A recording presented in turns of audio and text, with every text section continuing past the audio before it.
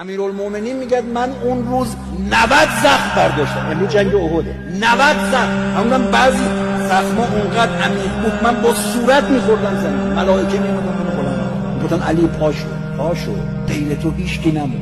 شمشیر شکست. ملائکه ذوالفقار آوردن این از بهشت اومد دادن دستش گفتن آقا این دیگه نمیشه. آخر دیگه آقا ملائکه میخوندن لا خطا الا علی لا سیف الا ذوالفقار.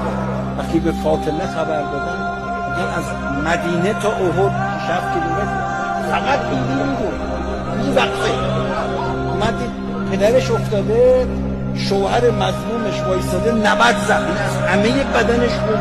این شمشیر هم اینجوری به رخنه نگه داشته پهلوانی بودن. وقتی بیبی اومد بیبی یه نگاهی کرد گفت علی یه جا تلافی میکنه. کجا تلافی کرد؟ دنبال حیدر میدوید